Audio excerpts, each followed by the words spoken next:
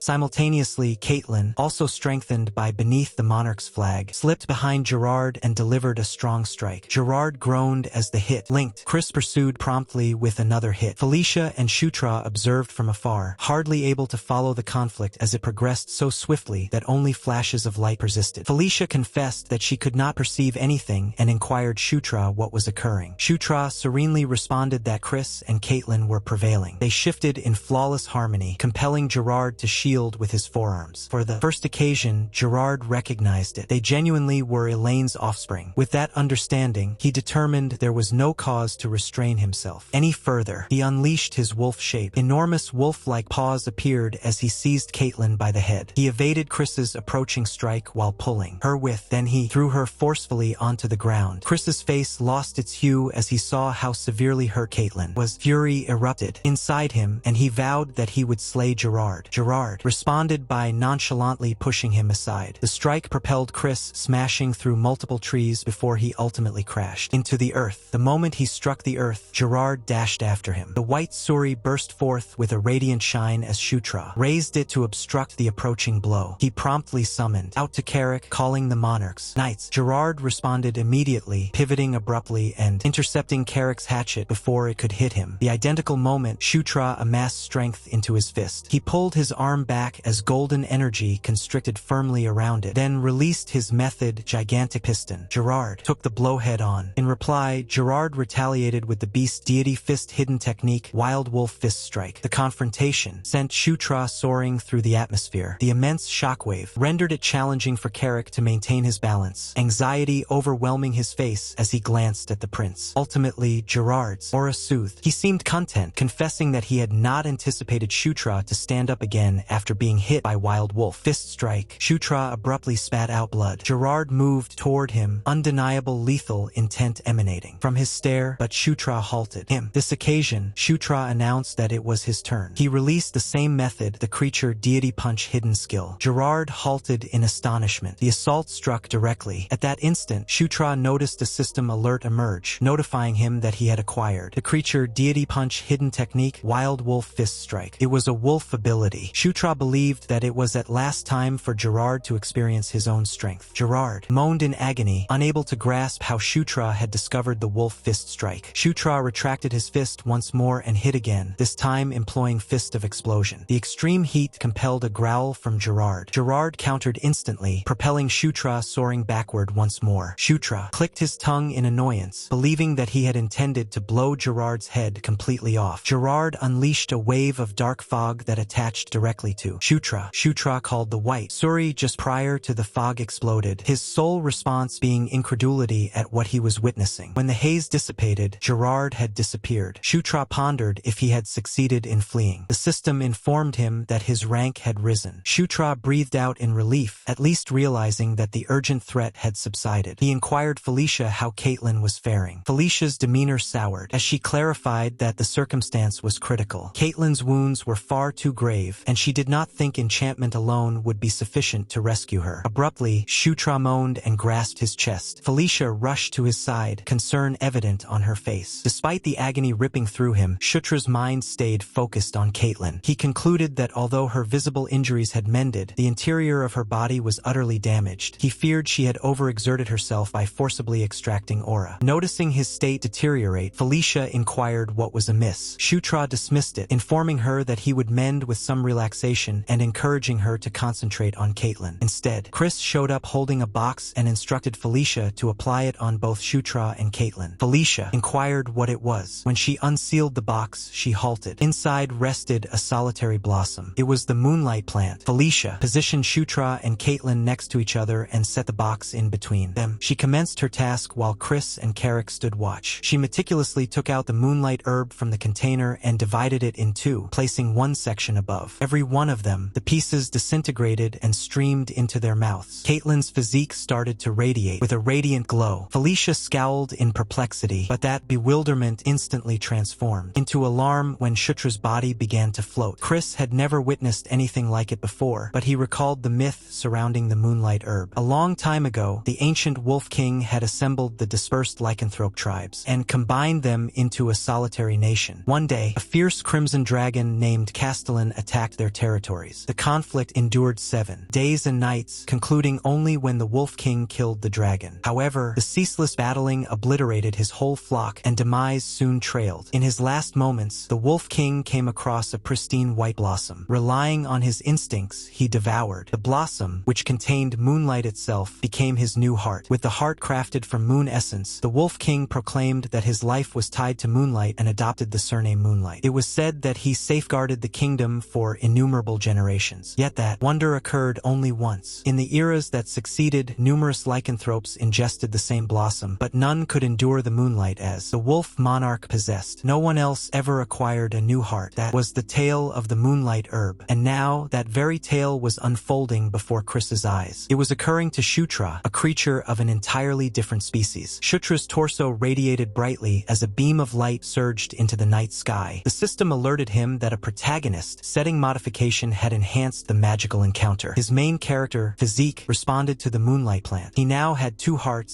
signifying two beginnings. Ultimately, Shutra opened his eyes, welcomed by a luminous golden glow. Caitlin was reclining next to him. Surprised and ashamed, he promptly sat straight. Still confused, he examined his environment and recognized that he was in a sophisticated bedroom. A rap echoed at the entrance, and numerous soldiers came in. They guided an authoritative woman ahead. She inquired Shutra if he had rested well and referred to him as the ninth prince, Shutra Ignis. He identified her instantly. He had observed her numerous times in the game. She was the fourth monarch, Elaine Moonlight, monarch of the lycanthropes, and the biological mother of Chris and Caitlin. She stated that she had heard her offspring survived because of him and inquired how she should repay such an obligation. Shutra responded truthfully, saying it was nothing and that he had merely done what he thought was right. She advised him not to be humble, asserting that what he had accomplished warranted appropriate acknowledgement. Shutra expressed her gratitude. Then, without dwelling on niceties, she proceeded directly to the matter. She inquired of him straightforwardly if he planned to become the Demon King. Shutra was evidently perplexed by her inquiry. Elaine swiftly understood that the idea of becoming the Demon King had never even entered his thoughts. Taking into account his role and conditions up until now, that response was entirely reasonable. Nevertheless, she highlighted that his circumstances had shifted and that he could no longer manage to disregard the chance. She recommended he begin considering every deed meticulously from this moment onward and to consider which decisions would advantage him the most in the long term. Through Greenwind, Shutra discovered that he had been unresponsive for 4 complete days. Greenwind added nonchalantly that she had stayed by his side the whole time. Now that he comprehended, Shutra encouraged her to keep elaborating everything that had occurred. She informed him that they were presently residing in a villa designated solely for the lycanthrope royal household. She also clarified that he and Caitlin had been positioned in the same bed to enhance the recuperation impact for both of them. Shutra inquired what she intended by that. Greenwind doubted whether he genuinely did not recall ingesting the moonlight herb. Shutra was astonished by the disclosure. He promptly opened his status window to verify it. At the same moment, he could sense something novel within himself, an unfamiliar stratum of strength resting atop his current aura. It seemed as if a second heart of aura had developed within him. Greenwind clarified that Chris had informed her the nearer the two of them were, the more intensely his life energy would engage. She proposed that if he attempted grasping Caitlin's hand, he would comprehend. So he did. In a moment, energy rushed fiercely through his body, overpowering his perceptions. Greenwind clarified that due to the moonlight herb, the pair of them were now linked in a manner akin to how he was linked to her. Later, while strolling through the corridor, Shutra discovered that no one was aware whether Gerard was living or deceased. Chris clarified that there had been fatalities during the chase. They had retrieved Gerard's lower torso, as well as a portion of his upper torso. Nevertheless, Chris mentioned that he aimed to persist in the quest until he could verify Gerard's demise without any uncertainty. Shutra consented, thinking that it was the most secure possible course of action. Chris then mentioned something he had listened to, stating that his mother had presented Shutra an offer. Shutra instantly realized that he was alluding to the inquiry about becoming the Demon King. Chris confessed that although he himself was powerful, he was not overpoweringly so. At best, he positioned himself around Sylvan's tier. Even after nearly 10 years, he still could not bridge the divide with the first prince, Baikal. As for the second prince, who could only be characterized as a beast, the disparity between them was so vast that comparison felt futile. However, Chris thought that Shutra could ultimately catch up to both of them and even exceed them to become the Demon King. Shutra was totally taken by surprise by that conviction. Chris proceeded, clarifying that unlike him, Shutra possessed the capability to obtain the endorsement of other races. Additionally, he had the support of the Sword Lord. If Shutra's societal accomplishments persisted to grow, even the Gandharvs, who were presently confined, might be awarded clemency. It was at that instant that Shutra understood why he had not observed a solitary Gandharv until now. He could not refrain from pondering what they had done to deserve such confinement. Chris explained that he was not requesting Shutra to make a choice right away. He merely wanted him to reflect on it because there was a significant distinction between giving something serious thought and not contemplating it at all. Shutra stood by the window, staring outward as he quietly reflected on the journey of becoming the Demon King. Meanwhile, a coach journeyed through the night. Ludwig Moonlight, leader of the Bloodwolf team, inquired Her Majesty Elaine if she genuinely thought the ninth prince possessed the capability to become the Demon King. Elaine responded that the Demon King never behaved without intention. There was no such thing as a purposeless act. She asserted that she was confident he was not the kind to interfere twice, particularly during a gathering ceremony, without a profound reason. She believed that he had noticed something in the ninth prince that everyone else had missed. After all, they were father and son. Ludwig confessed that he still did not completely grasp why the circumstance was viewed as so severe. Elaine replied by labeling him innocent. She clarified that to the Demon King, even if his own offspring were to slay him and take the crown, he would celebrate. To him, that would signify that a Demon King more powerful than himself had emerged. That was merely the type of person he was. She recognized that it was a hazardous risk, but she also acknowledged that a future where the ninth prince became the demon monarch was the optimal possible result for them. Ludwig finally comprehended. In the demon realm, power governed above all else. Everything proceeded according to the desire of the mightiest. Elaine admitted that this reality disturbed her, and yet at the same moment she discovered herself attracted to it. That night, wolf troops persisted in their hunt. Given Gerard's state, he could not have traveled far. One of the wolves detected something. They located him. A voice addressed Gerard, declaring that he must have had sufficient time to organize his thoughts. A dim figure inquired if he would agree. Gerard positioned his hand against the earth. Dark fog erupted outward, enveloping the advancing wolf warriors as he ordered them to wither away. In a moment, all of them were vanquished. Trapped and frantic, Gerard ultimately consented to embrace the proposal. The enigmatic silhouette grinned, disclosing pointed fangs. It announced that it was time to start anew, to attain a conclusion distinct from the one prior. A couple of days later, Caitlin ultimately awakened. Due to Gerard's condition, Chris came back to the primary palace. The very following day, Shutra and the others departed for the Spider Woodland to locate Amida. A man called Robin directed them along the path. Robin clarified that once they arrived at the dual bridges ahead, they would need to get off and proceed on foot. He was a dullard, lycanthrope presented by Chris prior to their exit. Shutra inquired of Robin what the spider forest was like and if he had been there previously. Robin responded that he had gone once approximately 6 months ago and that it had been tranquil, just as anticipated. According to him, it was a tranquil location, so tranquil that there were no feral creatures or monsters whatsoever. To Shutra, that feeling of tranquility seemed profoundly incorrect. It was the first occasion in a considerable time that he had faced such serenity. When they ultimately reached the woods, they were welcomed by remains strewn all around. Robin inquired what might have occurred there. Shutra was not astonished. He already understood that this location would never be tranquil. He only pondered what type of difficulty awaited them this time. The team dispersed in a glade, all oriented the same way with their defenses elevated. Fractured twigs and strewn remains covered the earth. Green Wind perceived the existence of the woodland's protector spirit, but its strength was remarkably feeble. Due to this, the spirits dreaded that the guardian spirit of the Spider Woodland might soon vanish completely. Shutra inquired of Robin if the Spider Forest possessed a guardian spirit. Robin responded that ancient tales referred to one, a myth regarding a colossal spider believed to reside at the very core of the woods. Shutra became silent, immersed in contemplation. Following an instant, he directed Kit to notify the lycanthropes about what was occurring, promptly rushed off to execute the assignment. The identical moment, Green Wind perceived something concerning. Strong sorcery at the heart of the woods had been ruined. She realized that something dreadful was about to happen to the forest. As evening fell, they established camp. Shutra revealed what Green Wind had informed him, clarifying that the protector spirit's power was swiftly diminishing. He then inquired what would occur if the protector spirit were to vanish completely. Felicia clarified that there were two methods a guardian spirit could disappear. One was if the guardian spirit itself was eliminated. The other was if the source it existed to safeguard vanished. In other words, if the origin that had materialized the guardian spirit was gone, the spirit would diminish as well. She mentioned that although Greenwind seemed tiny, she was indeed a relatively high-ranking guardian spirit. Even if her origin disappeared, she would diminish but probably not be obliterated completely. Most protective spirits, however, disappeared along with their origin once it was eliminated. That was particularly frequent with synthetic protective spirits located in dungeons or remnants. In straightforward terms, the reason the Spider Forest's protector spirit had diminished was because its origin had already sustained harm. Felicia abruptly ceased talking, her focus drawn upward. She indicated that the moon's hue appeared unusual. Before anyone could respond further, Caitlin abruptly struck. Shutra responded immediately and held her back, overpowering her with strength. He insisted to understand what had driven her. He shook her shoulders and shouted out urgently, compelling her to break free from it. To everyone's astonishment, the other lycanthropes also started acting oddly. This time, Carrick turned into their objective. He freaked out out, yelling at them and insisting to know what was amiss. He urgently attempted to make them recall who he was. Felicia unleashed a surge of dazzling illumination. The glare stopped the lycanthrope's actions momentarily. Even she acknowledged that she did not comprehend what was occurring. Daphne moved ahead and clarified that it was the essence of insanity at play. She swiftly threw a charm. The violet haze, gripping the lycanthropes, was ripped apart. One by one, they fell to the earth insensible. Shutra verified with Caitlin and affirmed that she had reverted to normal. Carrick insisted on a clarification for what had merely transpired. Daphne clarified that they had expelled the spirits temporarily, but the impact would not endure. They needed to find the origin as swiftly as feasible. Suddenly, a loud quake shook the region. Carrick inquired what that noise had been. Daphne responded that the protective barrier had collapsed. She cautioned that something significant was occurring close by. Green Wind added that deception and reality were starting to merge. She clarified that the spirit's strength was so overpowering that it was becoming unfeasible to differentiate what was genuine anymore. Shutra muttered under his breath. Without caution, creatures started streaming out of the shadows. Shutra instantly instructed everyone to get ready. For the instant, all they could manage was battle. He smashed a rushing bear with hand of detonation. Carrick and Delia shoved back the approaching creatures together. Felicia unleashed broad region sorcery that hit multiple foes simultaneously. The combat zone plunged into disorder. There were merely too numerous creatures. Shutra shouted to Green Wind and commanded her to ascend and inform what she observed. She objected that her name was not GW, but still complied. Green Wind soared upward, her form shining green as she jumped into the atmosphere. At that identical instant, a cerulean ray burst forth from the earth beneath. The clash of forces illuminated the nocturnal sky. Positioned before that ray was a colossal shape. Green Wind halted in midair, appeared like a behemoth. The earth quaked beneath them. Shutra pondered what type of catastrophe this was intended to be now. Carrick yelled that it appeared like even more creatures were nearing. Then, without any notice, the creatures abruptly withdrew. Everyone gazed in bewilderment as the beings withdrew. Comfort ensued soon after, but Shutra perceived something different nearing. He insisted to find out who was present. Something little hit Carrick on the head and tumbled across the earth. Shutra gazed at it in astonishment. It was a raccoon. The raccoon stood vertical and started talking, sounding profoundly insulted. It insisted to know whether Shutra could not perceive how amazing it was. Daphne, Shutra, and Carrick all halted, their mouths falling open simultaneously. The raccoon puffed out its torso and loudly announced that his name was Amida. He asserted that he was the craftsman who safeguarded the final flame. The view of a raccoon confidently declaring himself as Amida astonished Shutra, and that particular astonishment appeared to annoy the raccoon even further. He inquired sharply whether Shutra considered it unsettling that he happened to be a raccoon. Shutra rushed to amend himself. After all, in Night Saga, Amida's visage had consistently transformed. Occasionally he looked human, at other times as a creature. The raccoon indicated at Shutra and inquired of him and the others regarding who they were meant to be. Shutra presented himself, disclosing his name and his designation as the 9th Prince. Felicia Doomblade, the 6th Princess, likewise introduced herself with courteous poise. Felicia moved ahead with a warm grin and clarified that they had arrived seeking him on the suggestion of the Sword Lord. She included in a soft voice that they expressed regret for not identifying him initially. Then she inquired if he could clarify what was occurring. The raccoon huffed annoyedly and traversed his arms once more, his fluffy cheeks turning crimson. Considering the circumstance, he stated that he would clarify. Amida disclosed that a couple of months prior, he had started residing in the heart of the spider forest. He required to collect resources to operate there. Amida clarified that he had intended to stay for another 6 months before progressing onward again. That was when a group of individuals enveloped in deep violet energy invaded the spider forest. Shutra responded with astonishment at the reference to the energy and inquired about it. Amida observed his response and inquired whether he was acquainted with such individuals. Shutra disclosed that he had battled them previously while safeguarding the guardian spirit of the angel planes. After discovering that Amida was in the woods, Shutra inquired whether he was also safeguarding the guardian spirit. Amida did not refute it. He acknowledged that he owed a couple of favors to the protective spirit of the spider forest. Glancing aside, he mentioned that the lycanthropes frequently monitored the region. He had presumed that if he constructed a barrier and remained stationary for the moment, they would ultimately resolve the issue. Green Wind advanced and rested a hand on Shutra's shoulder when he inquired about the barrier. He mentioned that it would be quicker if his master observed it for himself. Green Wind then guided Shutra above the tree canopies. From that vantage vantage point, they observed the white behemoth hitting the heart of the woodland. The giant's hand was filled with tremendous strength as it struck the barrier formed by the raccoon and broke it. Shutra was astonished by the view and promptly notified Amida that the obstacle had been shattered. The raccoon folded his arms and declared that there was still one obstacle remaining. The genuine issue, he clarified, was that those who had long pursued the final fire had started to come together. He disclosed that the moon changing to green and the woodland spirits going insane were their actions. Daphne neared Amida and inquired who precisely these assailants were. The raccoon clarified that they had previously been protector spirits, but now they were elemental spirits. Driven mad, he expressed his ideas, stating that he believed they thought that if they consumed the last fire, they could revert to what they previously were before. They forfeited their beginnings and sank into insanity. He then disclosed the essence of the issue. These phantoms had allied with the individuals of shadowy power, rendering them even more formidable. He continued to clarify that the protective spirit of the spider forest had even utilized the energy of the ley lines to strengthen the barrier. The outcome, however, was that the final flame had merged with the ley lines. Now they were confined in a circumstance where escape was no longer feasible. Felicia inquired what would occur if the final fire were removed. Amida confessed that he was uncertain, since it had never occurred previously. He stated that maybe the world could genuinely conclude, adding that this was what the gossip asserted. The raccoon then faced Shutra and announced that they would have to assist him. Shutra was surprised by the demand. Before he could reply, someone moved between him and the raccoon. Carrick interjected and cautioned the raccoon that nothing arrived without cost. He insisted, with a cunning chuckle, that Amida create a piece of apparatus for each of them, adding that surely he could handle at least that much. The raccoon flared with indignation and yelled that Carrick had no clue what kind of predicament they were confronting. He reminded him that this was an unparalleled emergency in which the final flame could be snuffed out. Carrick nonchalantly cleared his ear as if he did not want to hear any of it, and commented that perhaps the flame would merely diminish and nothing would occur. He added that since they would be jeopardizing their lives, perhaps they should merely surrender instead. Rage consumed Amida. He clenched his teeth, shaking with fury. Ultimately, he agreed to the arrangement. He mumbled that it was acceptable and that he had already conversed. He instructed them to merely follow him. Carrick appeared pleased, and even Green Wind asked for a piece of gear for himself. The following day, Shutra clarified the complete scenario to the three lycanthropes in their team who had been unresponsive the entire duration. Caitlin and Ciro were astonished, disturbed by what they had accomplished. As the circumstance deteriorated after they dispatched Karma away, Shutra resolved to send Robin back to the base as well, directing him to notify the similar anthropes of the ongoing emergency and ask for reinforcements. The remainder of the group stayed in the woods, assembling to create a strategy. Amida commenced the gathering. He clarified that up to this moment, the adversary's behavior could be categorized into two primary stages. In the initial stage, creatures and animals driven insane by the essence of insanity launched themselves at the obstruction. He explained that it was precisely what it appeared to be: savage, unthinking physical strikes intended to diminish it. He mentioned that because of their dormant savagery, the similar anthropes were particularly susceptible to the essence of insanity, and recommended they develop counteractions. After listening to this, Sarah and Daphne confessed that they could already sense that impact in the atmosphere. Amida then detailed the subsequent stage. He clarified that once the obstacle diminished, a pale behemoth would emerge and obliterate it. He disclosed that the colossal was created when the mad protector spirits merged into a single entity. It was already strong, but it became even more dreadful when those individuals enveloped in violet demise energy joined in. He mentioned that he would intentionally create an opening in the barrier and direct the initial wave of assailants into a single point. He emphasized that they would need to hit with maximum strength. According to him, if they could eradicate the diminished segment prior to it completely crumbled, the pale behemoth would be incapable of obliterating the obstruction. He mentioned that in the morning, when the obstruction stayed unbroken, the behemoth consistently withdrew. Throughout the daytime, they would repair the harmed section and reiterate the process before he could complete describing. Caitlin abruptly yanked the raccoon Amida into her embrace. She asserted assuredly that if they could endure for 2 days, they would triumph. The raccoon discovered himself incapable of continuing to speak as Caitlin pinched his soft cheeks as if he were a companion. Korik inclined toward Shutra and murmured that it did not appear as though Amida was relishing that treatment. Shutra softly responded in a playful tone, speculating if Amida could be vulnerable to attractive women. Felicia, positioned near to Caitlin and Amida, inquired whether he aimed to triumph within 2 days by depending on reinforcements. Amida explained that he regarded reinforcements more as assistance than as the primary answer. He folded his arms while maintaining a grin, even as Caitlin persisted in pulling at his cheeks. He disclosed that at the core of the last blaze, a tool he had designed was powering up. Once it completed powering up, they would be capable of utilizing it to conquer the white giant. That evening, with the moon elevated in the sky, the group proceeded toward an altar in the center of a gorge. Korik clutched a golden hatchet the tool Amida had bestowed upon him. He confessed that he was keen to try it out. Daphne passed a tiara to both Sarah and Caitlin. She clarified that donning it would obstruct the effect of the spirit of insanity. The team then obstructed the bridge that linked the Raven to the woodland. From the trees, ominous noises began to emerge. Loud footsteps resonated like those of a colossal army. Soon, a large swarm of creatures erupted from the woods, rushing directly toward them. Shutra yelled for everyone to assume their places, stating that they could not permit the foe to advance. He entered a combat position and announced that they merely required to maintain for 2 days for triumph to be theirs. The vast quantity of creatures filled the woodland skyline. They rushed toward the barrier on the bridge. The first to move lifted a mystical staff and released a potent incantation. Felicia brandished the new armament Amida had bestowed upon her and summoned a violent tempest of lightning upon the front lines. She stopped the initial attack, though the quantity of energy she used made her exhale. In her thoughts, repeated the raccoon blacksmith's previous counsel. He had informed her that when she genuinely comprehended the strength of all elements, she should try to utilize the staff he provided her, and that she would then be able to perform magic more potent than anything she could presently control. Believing his statements, the elemental sorceress grasped the staff topped with a crimson gem and shut her eyes. When her spell concluded, she summoned the flames and directed them to incinerate. A roaring blast of fire burst from her staff, ripping through even the barrier before her. The thundering blaze engulfed the creatures trying to traverse the bridge, igniting a colossal detonation that obliterated them completely. Shotra commended Felicia for her incantation and hurried onto the combat zone, with Caitlin trailing to face the creatures beyond those her sibling had eliminated. On Shutra's hand rested the dragon gauntlet. Collecting energy into it, he rushed ahead and announced that from that moment forward, the remainder was up to them. He unleashed the blast punch, and the first creature hit was annihilated entirely. At his side, Caitlin reflected him, performing the beast deity fist, yet the vicinity around Caitlin stayed perilous. Numerous enormous insects swooped toward her, fangs and talons ready to slay, but she was not solitary. Utilizing the crown Daphne had supplied, Sarah triggered her lycanthropic metamorphosis. Adopting a savage shape, she ripped apart the creatures that challenged. Approach her royalty. Korik also entered the battle. The orc bellowed savagely and swung his hatchet. When he struck it into the earth, the shockwave initiated a tremendous detonation that engulfed the nearby creatures. His hatchet shone with vitality, and even after that crushing impact, it carried not a single mark. Korik asserted that the tool the raccoon had provided them was no laughing matter. The conflict persisted, with Shotra and the others maintaining the front line. During a short withdrawal, Shotra faced Daphne at his side and noted that they were executing remarkably. Amida, overhearing, remembered that the prince's name was Shotra. Observing the prince battle with tattered gear, Amida remarked that the boy's equipment evidently required enhancement. A sense of admiration for Shotra developed in his heart. He confessed that if they emerged unscathed, he would like to create at least one item of equipment for him. Together, they conquered the first surge of creatures, and the combat zone became silent. As they withdrew, Amida cautioned that the white behemoth was about to emerge. He commanded everyone to withdraw within the barrier. The barrier ascended rapidly, creating a dome of power above them. At that identical instant, the pale behemoth commenced to ascend, and the moon changed hue, becoming green. A radiant shine appeared in the wood's core. The pale behemoth had formed right in front of the obstacle, its obvious aim. Observing it in reality, Shotra ultimately understood just how massive it genuinely was. The white giant spared no time. It initiated its first assault, thrusting its elbow into the barrier. Korik gazed up at it and acknowledged that it was enormous, sufficient to crush anyone in a single blow. Despite the orc's trepidation, Amida comforted him. He asserted that the barrier would not shatter, and that all they required to do was wait until the giant vanished. The pale behemoth persisted in its attack, even throwing its shoulders and entire mass against the obstruction. Inside the dome, the team stood observing. Only Shotra felt that something was amiss. He remarked that this was distinct from yesterday. Felicia appeared puzzled, urging him to clarify. He indicated that the prior day, the white giant had not held that blue glow encircling it. The blue glow amassed into the colossal's palm. Then an incredibly forceful blow smashed down on the barrier, causing quiver violently. Crocks expand as the barrier commenced to collapse under the aura charged assault. Pieces of the energy dome began to descend around Shotra's group. group. Amida gazed at the strength the giant possessed and felt astonishment seize him. He wondered in incredulity whether that power could potentially be demise itself. As fragments of the obstruction cascaded down around them, the main character swiftly summoned upon the assistance of the white shield Suri and commanded everyone to seek shelter however they could. Shotra stood at the very forefront of the group, which made him the white giant's direct target. The giant's blow hit him head on. Even with the safeguard of the Shuri shield, he was thrown across the region, colliding into the steps that led up to the altar. Observing Shutra hurled so forcefully, Felicia and Croc yelled his name in concern. Shutra coughed intensely, propelling himself back to his feet. As he stood, he noticed the pale behemoth collecting that identical azure energy into its hand once more. Croc abruptly indicated upward, stating that there was a vessel hovering in the sky above the pale behemoth. When Shutra gazed up at the craft, one individual instantly appeared to thought there was solely one person who navigated the heavens like that. The shadowy elf's blade that sliced through the skies. Felicia raised her stare and radiated with immense happiness as she identified the silhouette on the vessel. Positioned with arms folded and gazing down at the colossal was her sibling, the fifth prince, Sylvan Doomblade. The Sky Marauder focused his crimson eyes on the pale giant and commanded his team to progress. The enormous vessel surged, propelled through the atmosphere and crashed into the pale behemoth's back. The giant wavered, jolted by the enormous force. Then, one after another, assaults poured down from the vessel, initiating an intense aerial attack. The massive ship hit once more, and the pale behemoth crumbled. Huge pieces of its form started to descend. Felicia gazed upward, mouth agape and wonder at the immense magnitude of the devastation her sibling had released. Detonations boomed throughout the woodland, lifting a veil of white powder over the whole region. The massive vessel descended and touched down within the secured area where Shotra and the others stood. As Shotra noticed the dropped fragments of the pale behemoth, something unforeseen occurred. The firm pieces liquefied into goo, then ascended once more, reforming themselves into new mystical entities. Daphne, holding the raccoon in her arms, approached Shotra and clarified that those were the protective spirits. She specified that they had descended into insanity and destruction, but there was no question about their source. Amida praised everyone, stating that he thought this ought to have been the conclusion. The emerald radiance of the moon diminished, and the mirage disappeared. As the moon reverted to normal, the phantoms completely manifested, surprising them all. From Daphne's embrace, Amida yelled in bewilderment, insisting to understand what those creatures were and asserting that the assault should already have concluded. Shotra sensed the power emanating from each of them. It was dim and violet. The energy within those souls amazed him. They appeared even more powerful now, as if they had been restraining themselves until this precise moment. The spirit standing at the forefront bellowed savagely, getting ready to assault. Felicia responded immediately, encouraging Daphne to bring Amida to the forest temple. Shotra yelled for all to get ready for combat, announcing that the second round was on the verge of starting. Felicia and Shotra rushed ahead, battling the phantoms alongside Korik and Caitlin. One spirit remained separate from the others, arms folded, observing the conflict as if it were simply watching. Its existence attracted both Caitlin's and Shotra's focus. Shotra cautioned the others to be cautious, confessing that he did not understand what that one was, but it appeared to be the chief. Caitlin advanced, as if to hit first, but Shotra halted her. He informed her that she did not have to confront it individually and stretched his hand toward her, beckoning her to complete it collectively in a single assault. Caitlin grinned at his uncommon audacity and joked that he had turned quite chivalrous. She grasped his hand, and the pair moved forward side by side. Energy surged from them, their aura perceiving as though they had achieved perfect balance. The chief of the spirits perceived the abrupt change in the battlefield's ambience. Shotra's and Caitlin's eyes gleamed with a radiant golden glow as they proclaimed in unison that it was time to conclude it. They let go of each other's hands and hit simultaneously. Both of their blows crashed into the great spirit. Its fluid form undulated fiercely from the collision. They continued their attack, declining to grant it time to heal. Other entities, cloaked in violet energy, hurried to protect their chief. Caitlin indicated to Shotra that she would manage the leader and directed him to assault the one strengthened by the dark aura. Shotra hesitated, inquiring if she could genuinely handle it alone, but Caitlin confronted the chief with assurance while Shotra adhered to her strategy and involved the essence empowered by the murky energy. A fresh energy flowed within Shotra. After he and Caitlin had harmonized their aura, she obtained access to the divine fist Azora as well. Caitlin's strike bore the strength of a double S-rank capability. She persisted in pressuring the spirit leader, confident she could conquer it by herself. Halfway through the confrontation, confrontation. However, the essence evaded one of her blows and transformed its form. It extended and wrapped around Caitlyn's limb, holding her back. With its unbound appendage, it initiated a powerful retaliation that consumed her in mystical energy. Shotra looked back in fright, but one of the other phantoms jumped at him, stopping him from attaining her. He called forth the Suri shield and obstructed their attack. Throwing the shield outward, he yelled for them to cease grasping him and vanish. As he sliced down soul after soul, he abruptly progressed to Tier 25. Golden radiance fell upon him and new advantages appeared. At Tier 25, Shotra unlocked hidden capabilities. He instantly obtained final special movement control level 1. In addition, he stirred catastrophic detonation for Enkidu's tremor. Lastly, he acquired total control over the white Suri barrier of Ansel. While golden luminescence surrounded him and he seemed briefly motionless, the nearby spirits struck simultaneously. Armed with his gauntlet and shield, Shotra's stare became intense. He proclaimed that they were already done. The white Suri's capability triggered, unleashing a surge of eco-friendly energy. Total sovereignty spread outward, enveloping the whole region surrounding him. Even the spirit chief fighting Caitlyn was trapped within it. The vast realm engulfed every ethereal entity inside, and Shotra was amazed by its strength. It was his initial occasion utilizing the capability, yet he intuitively comprehended it. The title itself revealed its essence plainly. The whole battlefield had transformed into his domain. He lifted his hand, and all the power utilizing the spirits contorted into a furious cyclone. The spirit chief could not flee, and was made powerless within the tempest. Shotra stretched his hand toward them and proclaimed that they would all die. The leader was hurled into the earth as the complete power of the tornado struck down upon it. Once he thought the leader vanquished, Shotra allowed the assault fade away. He dropped to his knees, completely fatigued. The energy depletion had exhausted him entirely. When he raised his head, he observed that the spirit leader still remained. It had rebuilt itself. The beast snarled. Shotra tightened his fangs in astonishment that it had endured even that assault. The phantom's limbs divided into several pointed protrusions and poured down upon him. Shotra attempted to shift, but his physique declined to react. Huge blast ensued, debris dispersing across the treetops. The spirit chief witnessed the consequences, anticipating triumph, but the youthful prince had not been removed. Caitlyn had absorbed the impact in Shutra's stead and stayed upright. She reached out her hand to him. Caitlyn urged him to grasp her hand immediately, insisting that there was no time. Shutra, struck by her intense determination to continue battling, paused for a fleeting moment before replying. Then he extended the hand encased in the gauntlet and seized hers. The instant their hands connected, the energy radiating from their bodies surged upward, creating a towering column of power. As he sensed Caitlyn's aura merge with his own, Shutra recognized that his exhausted energy was being replenished. The essence leader, however, had no plan of allowing them to operate freely. It struck out with its honed arms. The blades slammed down where they had been positioned, but Shutra and Caitlyn jumped back in synchrony, narrowly evading the blow. Shutra's gaze sparkled with revitalized fervor. The energy he had amassed was now sufficient for him to rejoin the battle. The essence leaped toward him just as he concentrated his energy into the earthquake gauntlet. This occasion, Shutra was confident he would conclude it with a solitary strike. The gauntlet throbbed with a profound scarlet power. He initiated the ultimate, unique maneuver. The annihilation blast struck directly with the essence leader, and the shockwave surged outward across the combat zone. Where the soul was hit, devastating force spread uncontrollably. Strikes of energy fired upward, consuming the essence completely. Shutra inhaled sharply after releasing. The assault having consumed a tremendous quantity of aura. The chief's physique broken, pieces soaring upward into the atmosphere. Caitlyn hurried to Shutra's side, evidently amazed by the method he had just performed. But as soon as she arrived at him, she noticed his form sway. Shutra fell in front of her unresponsive, sending a surge of panic through the others. At that precise instant, a mystical attendant darted by Felicia and raced toward Shutra's collapsed figure. Felicia shouted for him to be cautious. Before the attendant could hit, a beam of light sliced through it. The apparition was eradicated immediately by a sword strike initiated from above. Felicia enlarged her eyes as she noticed who had intervened. Her sibling lifted his blade and bellowed for his team to eradicate every final one of them. The whole pirate crew jumped from the vessel, rushing into the leftover spirits. Much later, Shutra guided awake, saliva at the edge of his mouth. He sat up in a timber chamber and murmured to himself that he had collapsed again. He was beginning to get accustomed to it. He swiftly understood he was within the moored vessel. When he exited the compartment, Caitlyn and Felicia were present waiting. They both appeared anxious and informed informed him he ought to have relaxed longer, inquiring why he had risen so early. Shutra reassured them he was well and promptly asked how Caitlin was faring after battling alongside him. She verified that she was unscathed. Just then, the leader of the team came forward. He declared that the ninth prince had at last roused. Shutra gazed at the pirate Felicia, introduced as her identical sibling, and stepped ahead to present himself. The gray-haired buccaneer with a dark eye patch caressed his chin and presented himself with a assured grin. He proclaimed that he was the royal who navigated the heavens, Sylvan Doomblade, and proudly mentioned that he was the patron who had rescued Shutra the evening prior. Hearing him refer to himself as a patron so confidently, Shutra conveyed his appreciation but inquired, somewhat puzzled, how he had come to be there. Felicia clarified that when she traversed the lycanthrope village, she had reached out to him, stating she had merely aimed to briefly notify him about what was occurring and had not anticipated him to genuinely arrive. Sylvan swept back his hair and proclaimed that if his cherished little sister was at risk, he could not merely remain idle.